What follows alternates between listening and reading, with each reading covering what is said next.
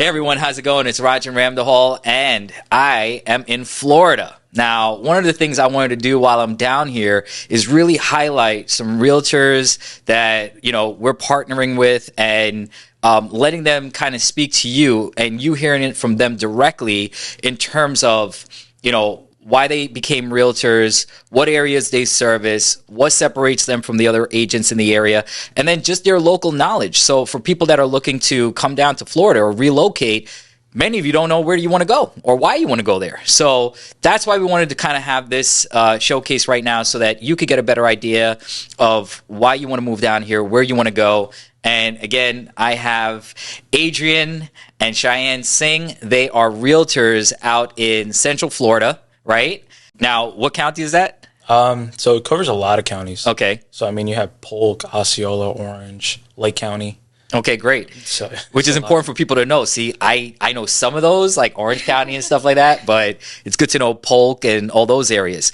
So, all right. You guys tell me a little bit about yourself, right? How long you've been agents for. Tell me a little bit about yourself, the areas that you service. And we'll talk about, some of the things that as buyers looking to relocate from the tri-state, specifically New York, what are some important things that they need to know, right? Like not just kind of head down here and be like, hey, I want to buy a house. How does it all work, right? So talk to me a little bit about you guys and yourselves and so people can get to know you. So I guess I'll start first, but so I'm 26 now. I'll be 27 in May.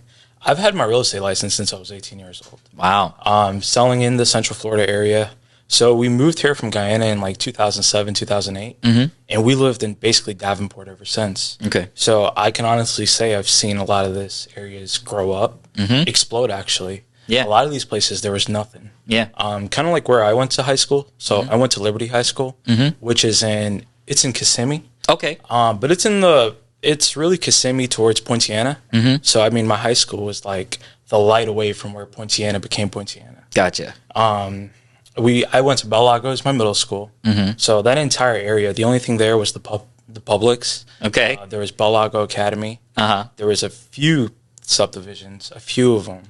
And now there's like a Valencia College there. Wow. It's just exploded. And, a lot of areas, it's the same story. Right. Anyway, almost everywhere. Haines City, Winter Haven, Arbondale, St. Cloud, Harmony. All these areas before was barely even considered a city. Yeah. There were orange groves. Really? Yeah. Oh, that's important to know. Yeah. So, all right. Now, here's something that I know a lot of New Yorkers think about, right? And I'm glad that you said that you've seen the growth over those years because you've really been obviously here for a very long time. So you've seen the transition like you talked about, right? All of the development, everything that's happening, what it was, what it is now. So there's this misconception that a lot of people have about Florida. Number one, because you talked about the time frame of when you got into real estate, people believe, if there's a housing crash or a perfect example, right now, there's a rise in interest rates. And so there's been somewhat of a slowdown, nationally in terms of home purchasing, right? And activity. So people think that, home prices are going to come down. And when they think about that, they think about back in 2008 and the crash that happened. And they think that Florida property prices are going to drop by 80%. So kind of give me a little bit of insight into that and in what you think you would want to say to those people that think that's going to happen. It's just not going to happen. It's like a fantasy land, basically. Because, if we look at why the market crashed back in 2007, 2008, lenders were flat out just lying to people. It was mortgage fraud. It was mortgage fraud. Yeah. That's what it came down to. It's like we call them stated income loans. Yes. You tell me how much money you make, and I'll run with it. Yep. As long as you have a 20-30% down payment, maybe more. Sometimes they require a little bit more. Appraisers used You'll to close on the fix home. that. So I was in the industry back then, right, as a banker.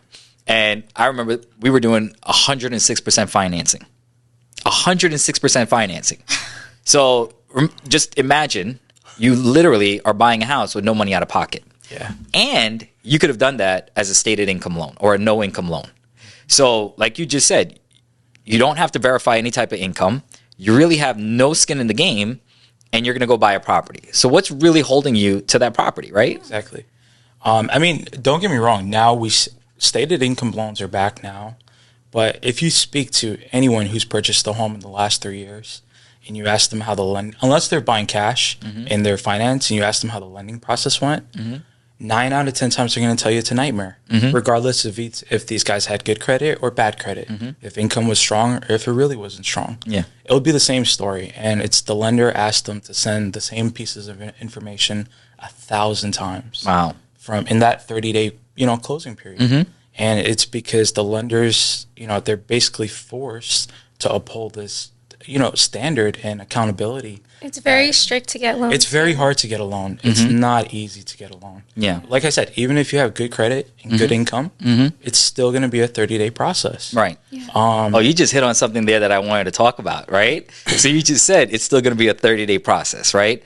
Now, again, I don't want to get away from what we were talking about, why now is different from 2008 in terms of house prices dropping. But I also think it's very important because most buyers out of Florida, especially in the Northeast, don't understand that it's a 30-day closing process, right? Yeah. They're used to 60, 90 days closing process. So when you're talking about 30 days, there's not a lot of time to think, right? Like you've got to know that you want to buy a house and you got to move on it right away to get everything to the lender. So let's talk a little bit about that, right? The mindset. It was kind of like what we were discussing earlier. Florida, really, it's title-based, title-based state heavy. I think you guys are attorney-based in New York. That basically what comes down to it. Monday through Friday, you have a title company that's working 9 through 5 on your accountability. So because of that, I think that's why things get done here. Yeah. Also, I know with the commissions and how stuff works in New York, it's a little bit different. It's a little bit more cutthroat. And we work with a lot of buyers and buyers from up north. Yeah. This is just the information we get from them. Yeah. Almost every time, like 7, 8 out of 10 times, people that meet with us, for the first time, they really did just come down here from New York.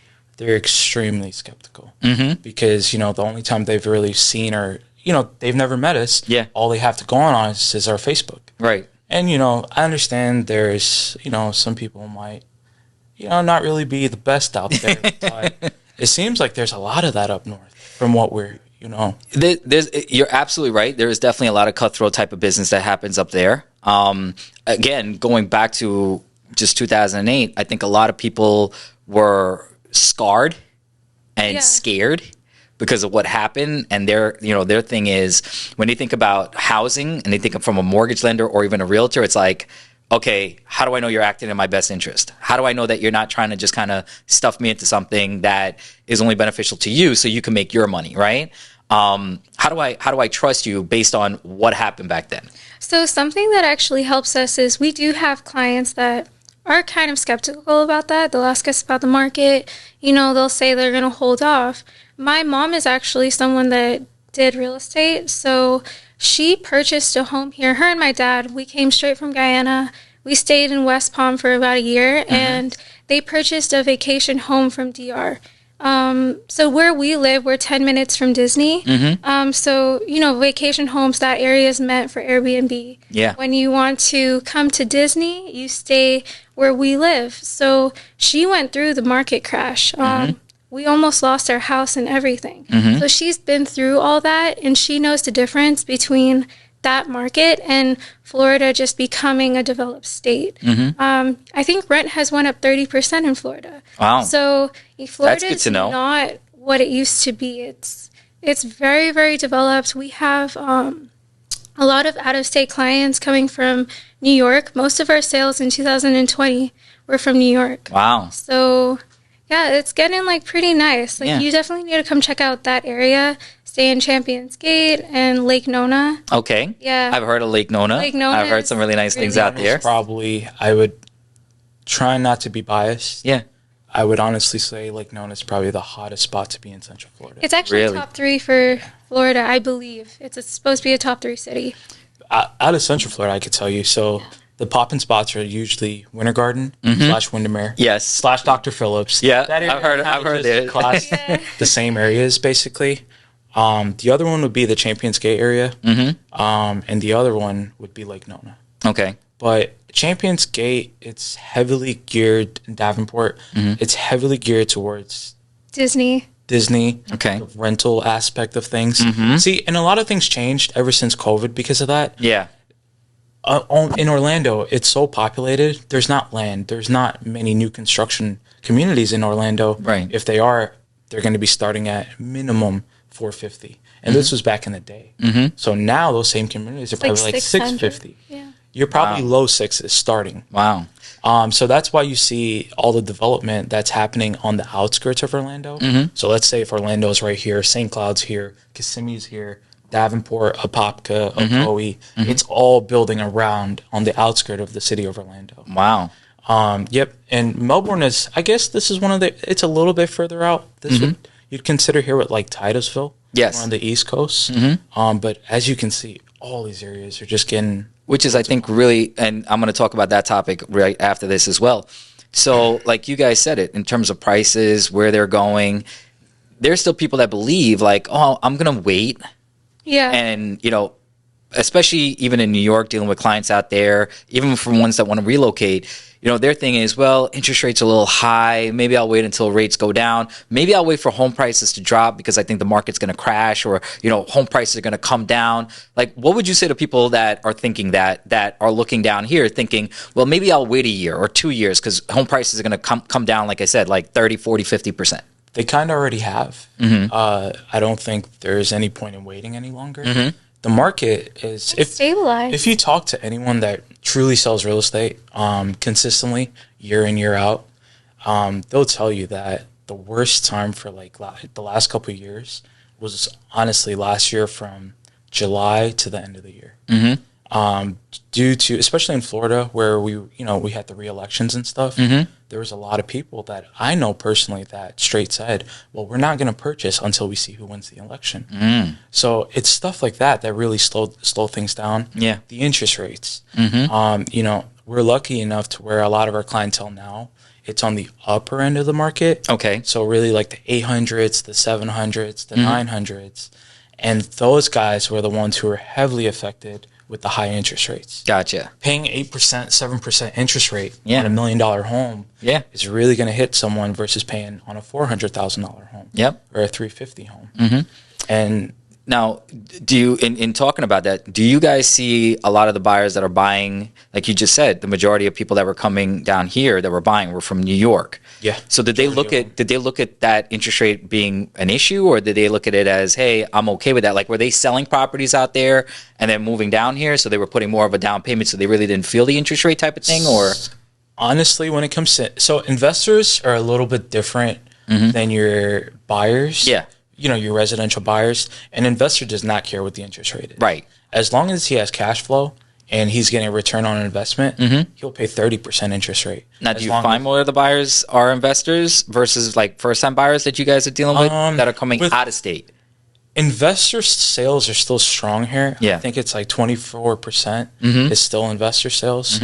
I could be a little off by that. Okay. But it's still strong. But however, it did slow down a lot.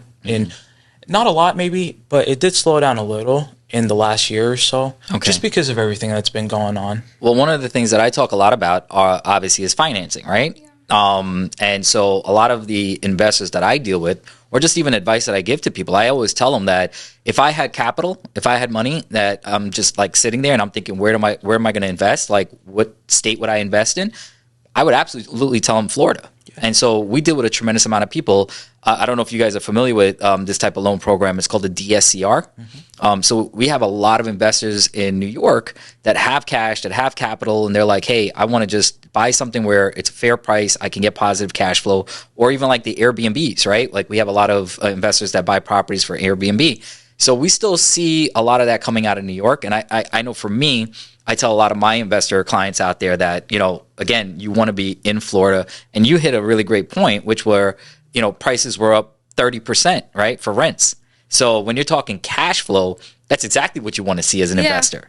So it's still, to me, and you guys, again, can share about that, I still think it's a great time to be an investor and buy out here? Now's the perfect time because we're getting sellers concessions. So that's what kind of changed from a couple months ago to now. People waited to see where the market is. And I looked at the statistics of it recently. We are in a healthy market because house prices have not dropped. If they dropped, it's because they shouldn't have been that value in the first place. It was just like that because of overbidding. So like last year when we had listings, and especially like the beginning of last year, we would post, we would list the home on the market. It would sell in like a day. We'd have like 40K over asking. Yeah. And for my buyers, it was hard because we do focus on first-time home buyers. Now we are fortunate to get investors and a higher clientele.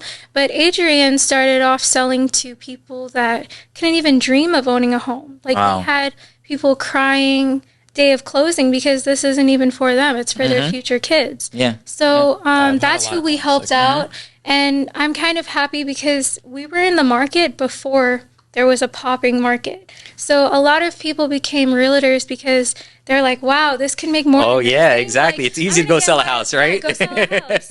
And, something that stuck with me is one of his friends said, he doesn't want to be a realtor because it's like a fancy door opener. Wow. That's what the market was, unfortunately. So now that it's slowing down into a buyer's market, the ones that are starting to see a lot of people kind of being shut out of, there's the industry. A lot of people that went back to 5 to 9 job or 9 to 5 job. Sorry.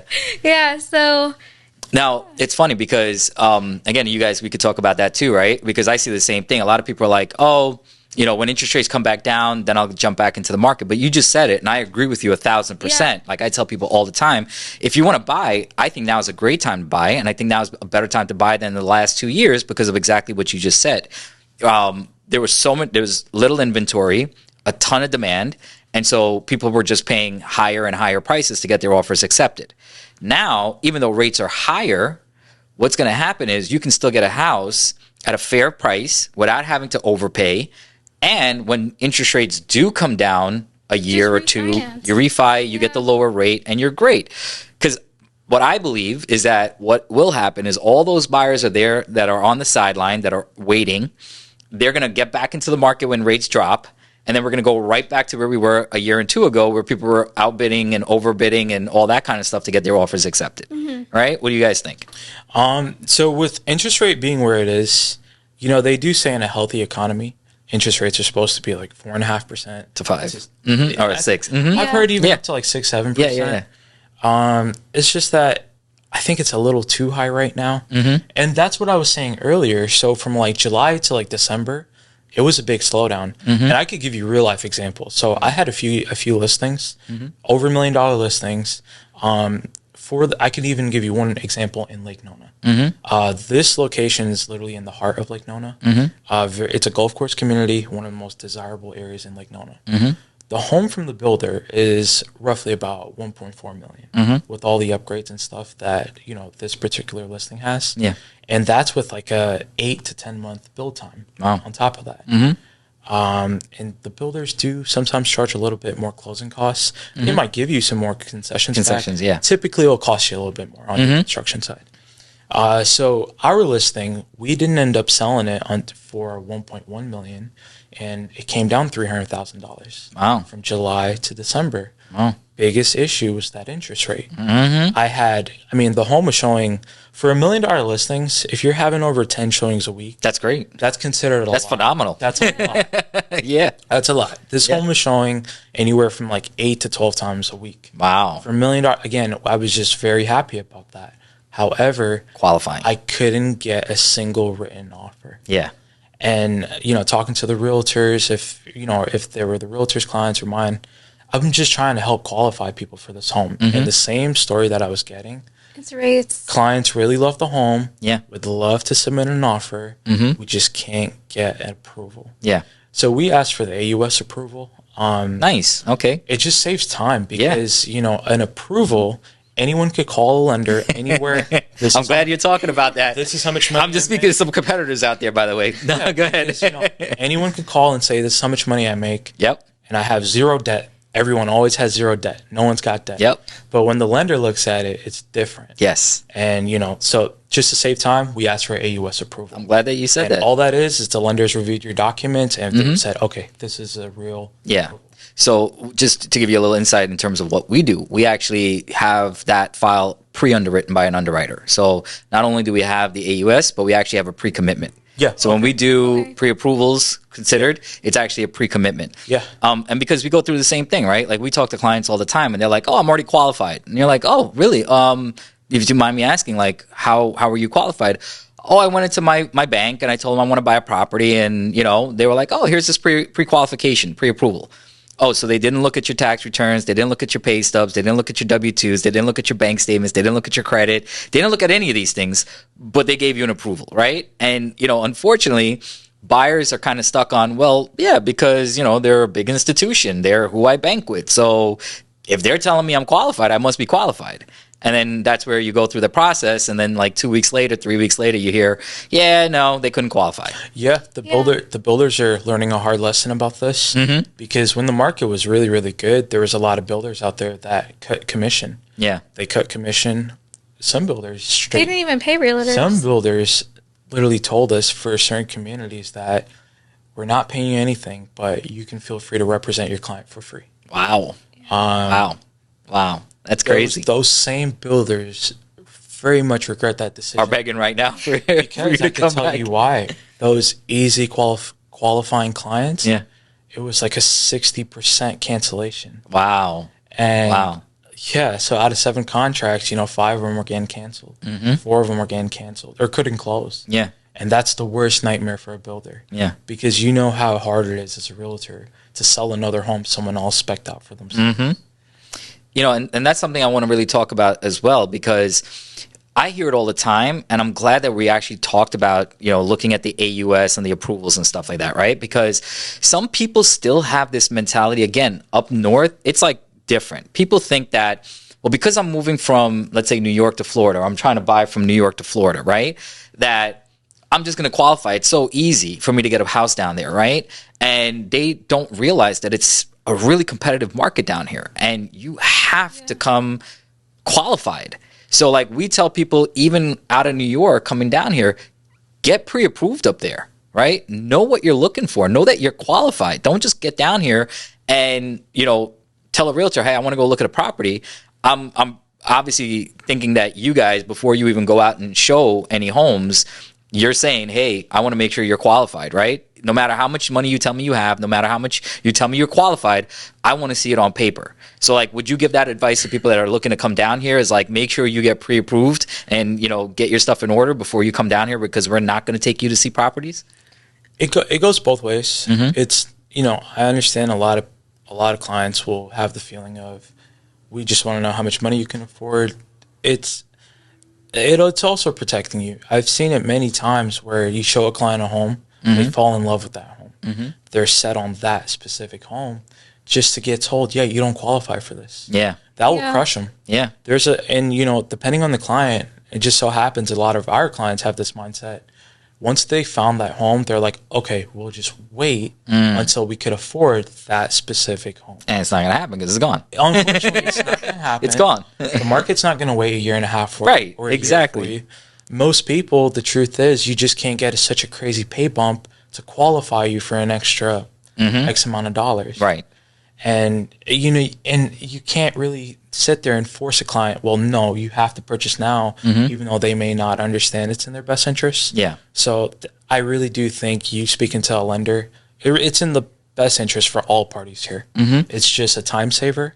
Not only that, I've seen stuff where a lender runs someone's credit or just runs the file, and they see a payment that from like 15 years ago could be a $5-10 payment that will, and underwriter will see that, and he'll be like, no, we're not funding because of this. And it's stuff like that. While I always recommend, just if you're really serious about purchasing a home, speak to a lender right away. Just share your information. Right. You're gonna have to share it at some point. Right. Why not start now and get the ball rolling? Now, obviously, you guys do have a wealth of knowledge, right? It obviously sounds like you really know your area, your location. Now, I just want you to talk a little bit to the people that are going to be looking at this and saying, why you guys? Like, why would I want to work with you versus someone else, another agent, someone else in that area? What do you think you offer to them that would make them look at you guys as, hey, these are the go-to people I need to work with? So I actually like that question because we definitely stand out from most real estate agents. I feel like we're very knowledgeable realtors, and I don't know if it's my mom, but we had more background knowledge on real estate even before we got into the license. For me, it was a little bit different. Adrian and my mom more took care of like business aspects.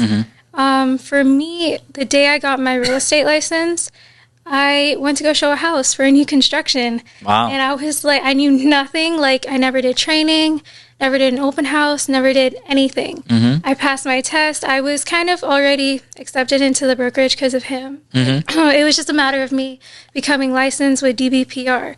So I went to go show a house, and, you know, I knew nothing, but it was literally just fake it until you make it. And that's how he actually purchased a home with us too. Nice. So we specialize in new construction sales. So the process is actually 6 months. Wow.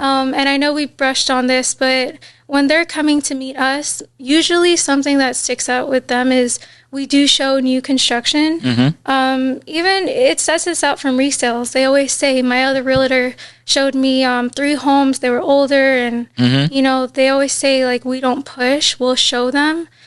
Something that I started this year was getting them qualified. I used to hear, well, let me come down and see you first, you know. Yeah. How do I know you're real? Right. And I was like, okay, you know, you can't really push someone to do a pre-qual, but I'll meet with you. So this year I started telling them, you know, you're going to ask me, what is this mortgage like? I can't tell you. How are you going to tell them that? Right.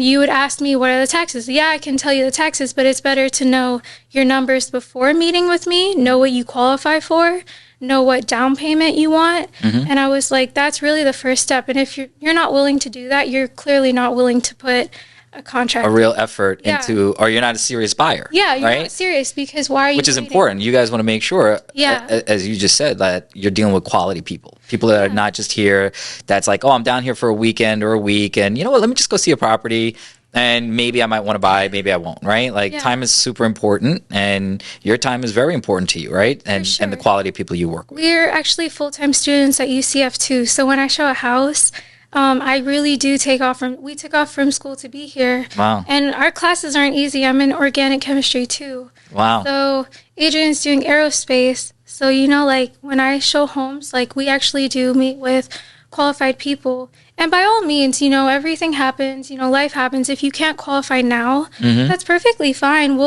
We've worked with clients for over a year until they could qualify. So we're not like money hungry where you don't want to put a contract in, I don't want to work with you. It's just, you have to be serious about starting those steps and working your way and becoming a homeowner. I think that's awesome. Awesome. And in terms of Central Florida, why do you guys think that would be a really great place for people to relocate to versus maybe other parts of Florida? You know, you guys have obviously been there. You have the knowledge. You know the area. Like, what do you think some of the benefits are for people that are relocating? Like, why would they want to go there? Central Florida, I don't want to say it's a no-brainer, just because Tampa is cool, Miami is cool, but Orlando, we just have everything. We have the schools, we have the hospitals, we have the restaurants, we have the theme parks. We're an hour away from all beaches. So where we actually are, like, for example, where we live, on Davenport, close to Disney. So it took me about 1:15 to get here. It takes me 1:20 to get to Clearwater. Oh, wow. It takes me 1:25 to get to Daytona. So you're really, like you just said, you could get to anywhere. Yeah. We're truly Central Florida. Yeah. Right. We can, and I mean, we have 3 major highways. With all the traffic here, we have 429, 417, and I-4, and Turnpike. 4 major highways, actually. Yeah. And those 4 highways will take you anywhere in Central Florida. That's not including all the local roads.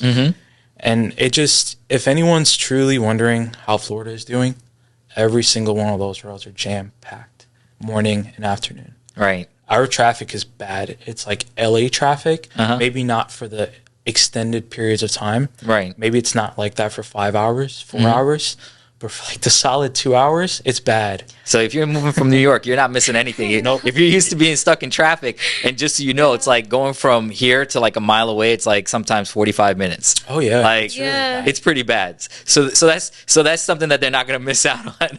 No. But I'm glad that you said that. And That's it's a really also great. something you can't avoid. Right. Even in the rural areas where it was like I told you earlier, places that were even legally considered a city, Yeah. there's not traffic in those areas. Wow. Like a lot of traffic in those areas. Yeah. And going back to answer your question, by the way, so what I think makes us different from other realtors, it's that the secret is it's more about customer service than it is about sales. Yeah. I've never sold a home. As long as I've been doing real estate, I've never truly sold a home. I've never had to sell any You've helped home. a client. Yeah. Because that client is coming to me to purchase a home. Yeah. That's why I say if you're serious, you're not going to be, against talking to a lender. You're going to want to be ready to purchase a home. Yeah. So, as a client going to a realtor, this person's telling you, I need help finding a home. You don't have to, and the key word is help them. Yes. You don't have to push a specific home. Right. For us, maybe because, I've been just real lucky doing real estate as long as we have, our commissions are standardized with basically all builders. Doesn't really matter who it is. I never have to worry about, if I take you to that community, I'm going to get paid less. Right. I don't have to worry about that. And so there's no desperation also in terms of, hey, I need to close a deal so I can pay my bills today, right? Like, not only that, I think it's because, I'm not sure if because, we still live with our parents. Maybe because I don't have to pay my own bills with like my own family. Yeah. I'm not desperate for the money like that. right. But for example, let's say if commission's 6%, 3 for one realtor, 3 for the other. Yeah. Like on that listing I told you about that I sold, just because I knew he was supposed to be selling for 1.4, it came at $300,000 less. Yeah. He didn't ask me to. He didn't say anything. I took a whole percentage commission off of my end. Just because. Just to be understanding that, hey, you're losing on that side. Yeah. I also want to be understanding Now, too. of course, the my other side. realtor still got his 3%. They're not dropping for anything. Right. And I mean, I don't blame him. It's not his client. It's not his problem. Yeah. But for me, just because, it's my client that I told personally, it was a phenomenal buy. Right now that home is still 1.4 with the builder. The builder gets to hold out. But Yeah. it's just that, I mean, he was dealing with issues where he needed the home to be sold because he had to stay in New York. So in a situation like that, he just sold it for $1.1 million. Okay. But yeah, like I said, I cut my commission by 1%. Gotcha. But I can't tell you how many times I've done that over the years. Oh yeah, me too. I believe in like good karma. So I think that's something that also stands out. I think like if you're a good person, like you help others, it'll come back to you. I've sold a house for free for someone as well. Wow. I charged them nothing.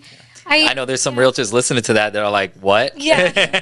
This the same investor, I don't mean to cut you off, but Yeah. I actually sold one of his homes for free. Yeah. Just because it didn't make the profit he was Yeah. supposed to make. Wow. And I felt bad about it.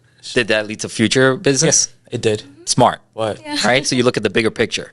yeah, I guess it just worked out, honestly. If it didn't lead to that, I still would have done it anyways. Wow. Well, listen, I think obviously we've had a ton of information. Especially what I'm looking to cover is people up north that are looking to come down here, highlighting the area that you guys service and why they would want to come down to that area in that Orlando and surrounding areas, why they would want to use you guys. If there's one last thing that you kind of just want to say out there, just so people can know, like what would be the one last thing that you would want anyone that's looking to buy or anyone that's looking to work with a realtor, like what would you want them to know about you or anything that you think is important for them to know? I'm not sure if this is allowed to say or if it's, but I wouldn't sell someone something I wouldn't personally live in. Awesome. I like that. It's just the truth. If Yeah. I don't think, everyone has their own budget, of course, right? Everyone has their own areas they're confined to sometimes due to budget. Yeah. That's honestly what it comes down to a lot. Some people might have a USDA loan. It tells you your loan's only good for rural areas. Right. You can't be in a city. That doesn't mean I'm not going to show that person that home. That is not what I mean by that. Yeah. What I mean is if I know a home, there's something wrong with it. If I know there's some type of information that if you were to know, you probably won't purchase that home, I will never withhold that. Right. I will always tell you. Right. And another thing I wanted to touch on was a lot of our clients post-closing, they're not even considered clients anymore. We turn into such good friends with a lot of our clients. And it's organically, we just click. Yeah. And a lot of these guys, they're good people. They're very good people. We've been very lucky and blessed to have good clients. Yeah. I know a lot of realtors sometimes don't. Like, this blows a lot of realtors' minds, but, you know, typically, like, most brokerage, they tell you when you meet with a client, have them sign the document that says, you know, if you're using another realtor or whatever homes, we showed you we're entitled to that commission. Yep. I have never done not a single one of those documents since selling real estate at 18 years old. Wow. Well, that says a lot right there. I've been to so many top, like, when I just got my license, I wanted to be like the greatest realtor out there. So I used to go to Tom Ferry conferences. Yeah, you went to all the trainings and everything. All of them. Especially being in Orlando, we had the conference center. Yep. Man, there were some good real estate conferences that I got the opportunity to go to. And one of the things that I always noticed that they were great on selling, but I noticed nobody really cared about the clients. Gotcha.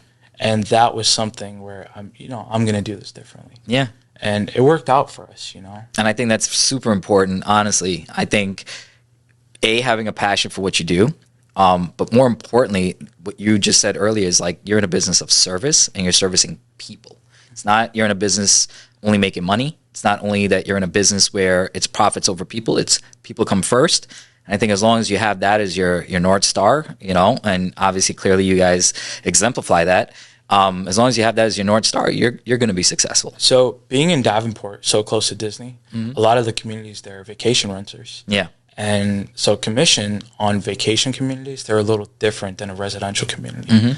They're typically like 8 to 10% commission. Wow. I was 18 years old when I sold one of them. It was in Solterra.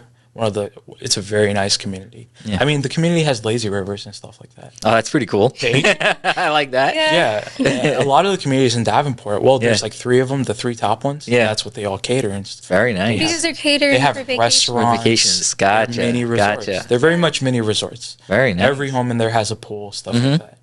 But I had sold my first home in there. It was like, at the time, it was like $450. That was considered a lot back in like 2015. Yeah. Home prices were like $180. Yeah. Totally different now. Yeah. So selling a $450 home, I was like, wow, this is awesome. But then the commission was $45,000. Woo! At 18 years old. Wow. And keep in mind, we came from an area where he came from a school where basically both parents combined were making $30,000. This is not something I learned until recently. Yeah. Like literally just maybe like 2-3 years ago. But apparently, like, the high school I went to at the time was like considered like one of the worst high schools. Didn't feel like that from my point of view. Yeah. I mean, I didn't really. I wouldn't say I got into trouble. I mean, I was in the ROTC program, so it kept me out of a lot of things. Right. I thought my high school experience was phenomenal. Really? And it just goes to show that no matter where you're at, it's just what you make out of it.